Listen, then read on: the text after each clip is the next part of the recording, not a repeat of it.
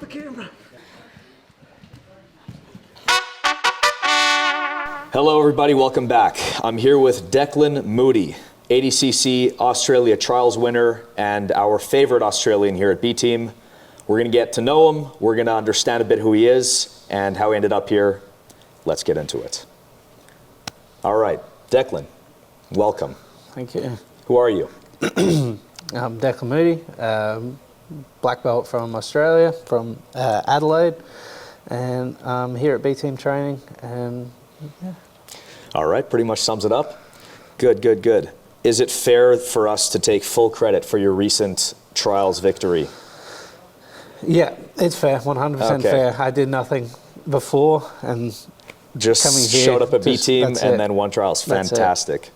Fantastic. So you had a pretty good run at trials. We'll get into that, and we'll get into a bit who you are, how you ended up here. And so yeah, take us through trials. So for the trials, I did my camp here, went to Europe for the European trials, and then back home briefly before the Asian trials. I had a few good matches to get the day going, and then submitted my way through to the semi-final where I fought Ben Hodge from B-Team also, which was, it's always disappointing to fight a friend, but I won that match and then fought the finals against a tough guy, Anton Manenko, who's placed multiple times at the trials, but managed to win on takedown and pass. Amazing. Amazing. So you're headed to ADCC. Yeah. Have you been in ADCC before? No. I've placed at the trials twice now. Okay. But never won. So. You've placed twice and won once. Yeah. Wow. Okay. First time going to ADCC. How are you feeling about that? Has it hit you yet? Does it sunk in? You know. It doesn't feel real yet. You know, it just feels like another tournament I won. It doesn't feel like that I've made it to the big show yet. I think when it comes to more of the lead-up time. Then it'll start to hit you. To feel real. Yeah. Are you here at B-Team leading up through? Yeah, my plan is to be here full time now. Wow, okay. When did you start your jiu-jitsu journey? When did you start training? Yeah, I started when I was 13. I just started high school and just needed an activity to do. And I was watching the UFC a lot and didn't really fancy being punched in the face all that much. Fair enough. So you just went full force into jiu-jitsu right away? I would train twice a week. It was a long drive. My dad used to drive me to the gym twice a week. What part of Australia? In Adelaide, Australia. In Adelaide, okay. Yeah. So I trained a Brazilian top team gym there under a black belt, Gustavo Bomba.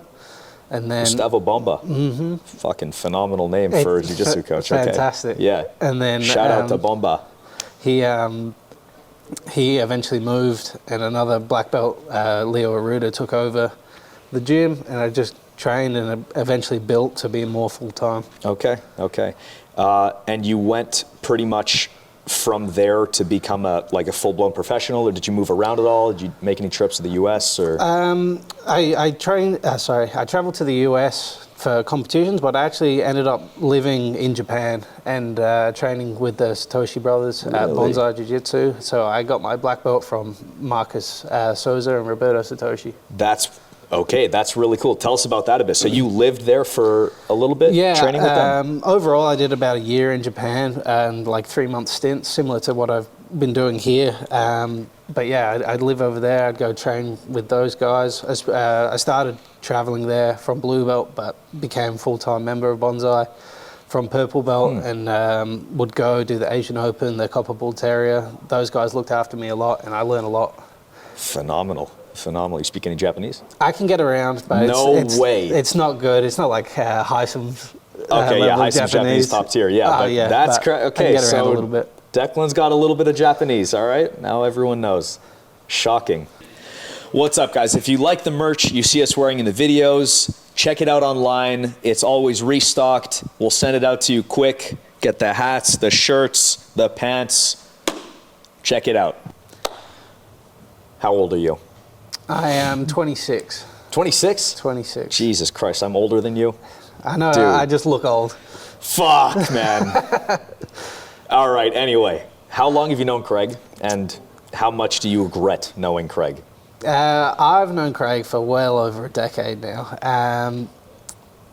unlike everyone else, I don't regret it much because Okay. it gave me his brother, who is one of my best friends. And Really? I've had plenty of good times with him. Adam Jones. Adam Jones. Shout out to Adam Jones out there. He is the man. He is the man. If only Adam was here and Craig was not. If we could trade them, you know. Exactly. How do you know Adam? Obviously, you guys met like in Australia. Through family friends, actually. Okay. So I knew Adam before I'd ever trained with him. Really? Yeah. You knew Adam before Craig, or? I knew Adam. I knew like of Craig through like he was already doing well. Yeah. At, like blue belt and purple belt, especially because we're in the same state. Yeah. And the scene was very small at the time. But then I met Adam like properly before Craig, and then Really? just started building a relationship from there. Phenomenal. Okay.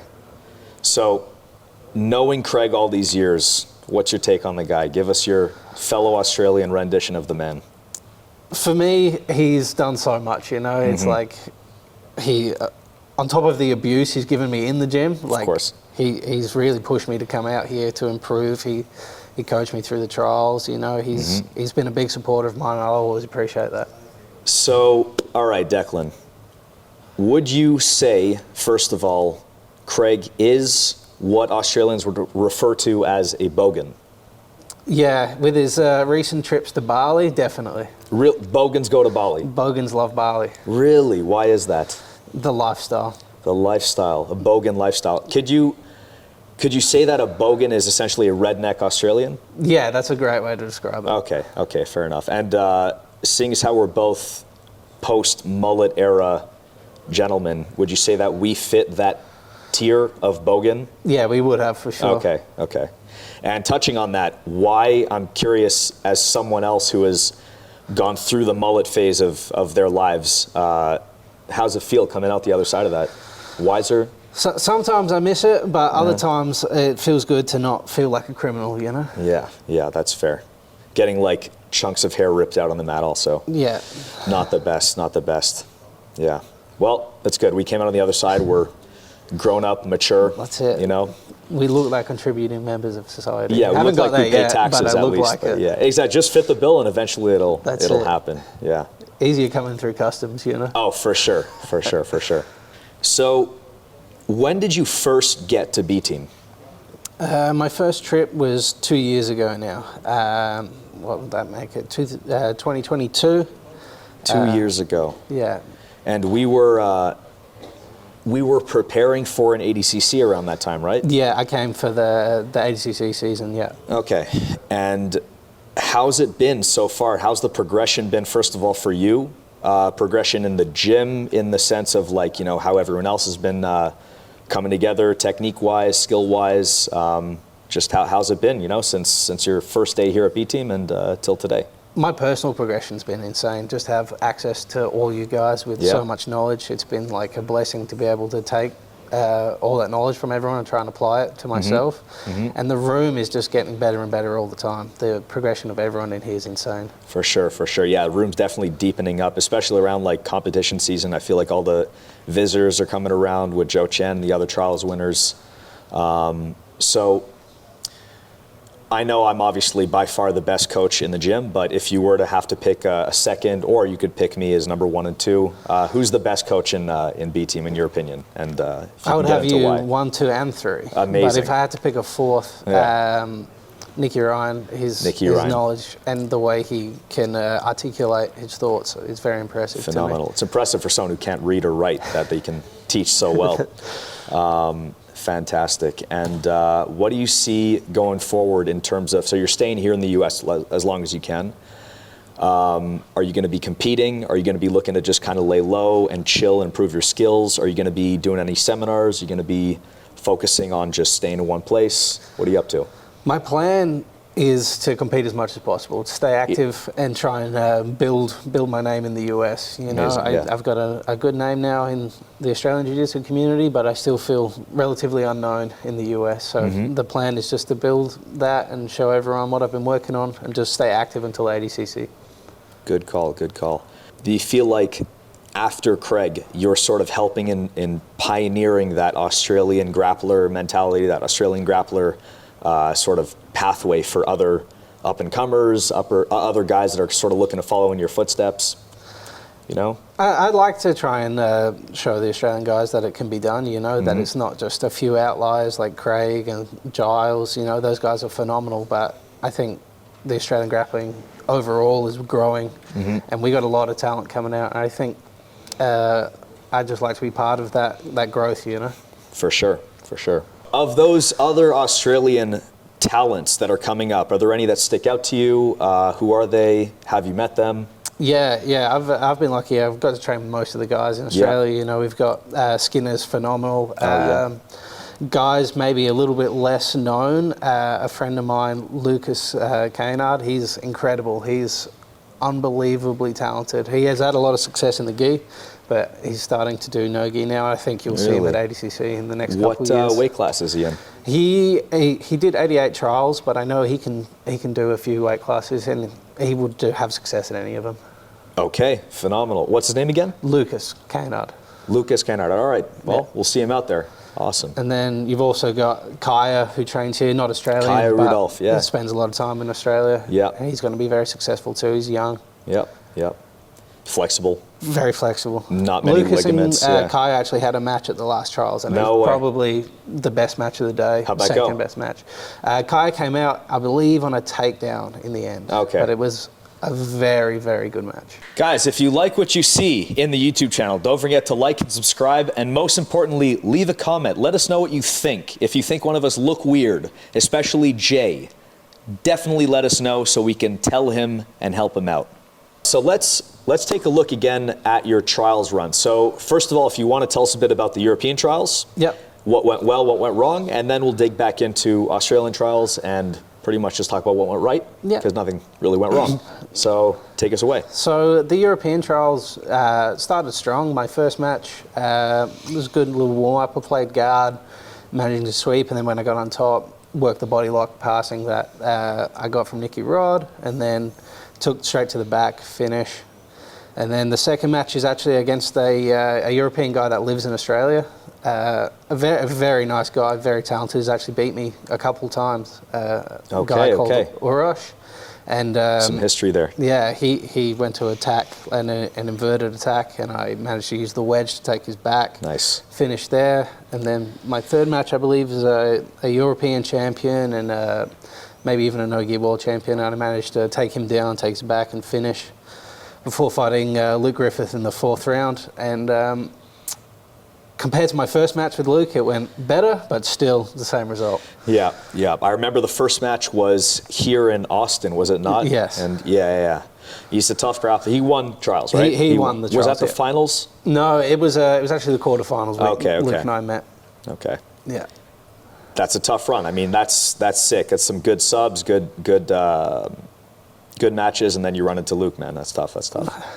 All right, and then how many months go by until Australian trials? I think it was just under 2 months between the trials. All right, 2 months spent at B Team? No, I went back home training at M16. Okay. With Adam and Miles, the gym owner, and all the guys there. They're like massive supporters of mine, so they helped me a lot in the lead up to the next trials. Amazing. And then off to Singapore, and then my first match. Yep. And a good guy, a good purple belt from Australia. It was good to get a nice match in, spend some time, work the wrestling and then passing. The following match, a guy from New Zealand and good black belt, managed to pass, went for the back, finished on a triangle. Nice. And then again, Ben in the semi-finals, tough match, passed the guard, went to the back, finished with an armbar. And then the finals, which was maybe not the most exciting match, but tactically I was pretty happy with the choices I made. Yeah. Would you say it was the toughest match? The most physical, you know? Yeah. Grueling. Yeah, grueling. Maybe like Ben, I would say, posed more threat. But yeah. Ben's like a bit more dangerous, but this one took you to like deeper waters. Deeper waters, yeah. Exactly. That's a great way to put it. Interesting. And then ADCC Trials, gold medal. That's it. I remember winning trials, and again, like we said, it doesn't really hit you until you're a couple months out and you're like preparing for that. Like that's the next tournament. Then you start to realize no one can really sign up for this one. It's like yeah. special moment, special sort of page in your life. I mean, obviously it's maybe hasn't hit you yet, but like, can you tell us a bit about that feeling, that like what it's like to know you punched your ticket, you know? Yeah, when I knew I'd won the match, I just released the biggest roar. It just came from inside, you know.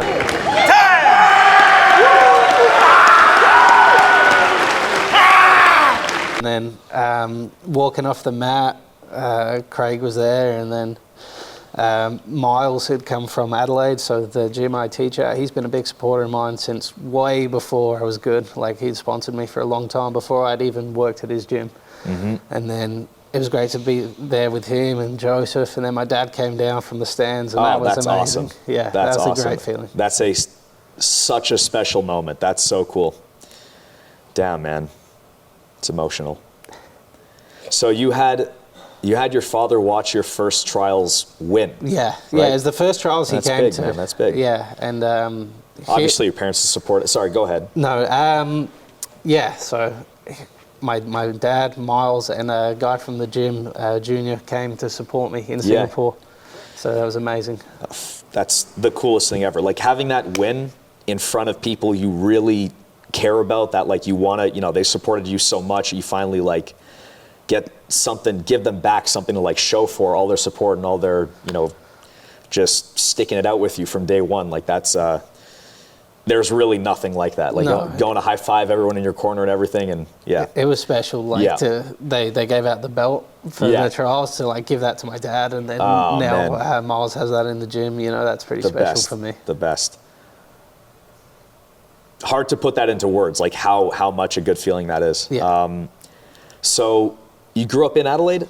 Yeah, so I was born in the UK, which is why I could do both trials, but I moved to Adelaide when I was 7, so I grew up in Australia. Okay. Are your parents coming out to the big show? Yeah. I think about 20 guys from the gym, and then my parents all coming to Vegas. Amazing. I don't know if they'll make it to the actual show, but it depends how many days before they're in Vegas. But your Vegas. parents will make it to the show. My parents will be there. Yeah, but who knows about the group of guys. All right. I've already written Adam off. He won't make it. No, Adam will get lost in Vegas for sure. Yeah. I guarantee it.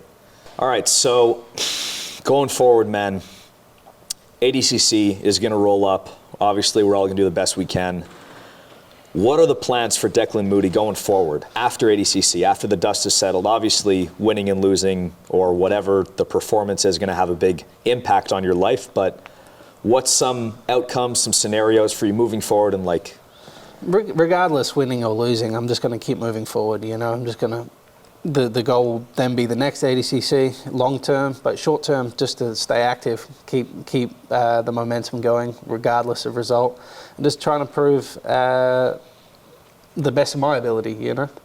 Fair enough. Pretty much same for me. Yeah. Win or lose, you keep going forward, prove to myself and to everyone that we're the best, and that's how it goes. That's it. Awesome, man. Well, thank you so much for sharing your story, sharing your thoughts leading up to the tournaments, lifestyle and the routines, and everything, man. We appreciate your time. Is there anything you'd like to share last minute? Supporters, friends and family out there, sponsors, who you got? Yeah, first of all, thank you for having me and doing this interview. I appreciate it. Thanks everyone at B Team for all the support and the training and the help I've had over these years. And thanks to everyone back home, the gyms, M16, Beachside. They've supported me from day one. My family, and then my sponsor, Scramble, and Haberfield Plumbing. Phenomenal. No toilets will be clogged after this interview. That's exactly right. Yes. All right, guys. Thank you very much for watching. Declan, thank you for your time. Thank you. If you like what you saw, there's going to be a lot more of these. Don't forget to like and subscribe. Leave a comment on your thoughts. Maybe other questions you have for future interviewees, for anyone down the road you think we should interview. That comes by B Team. That's it. Thanks for watching.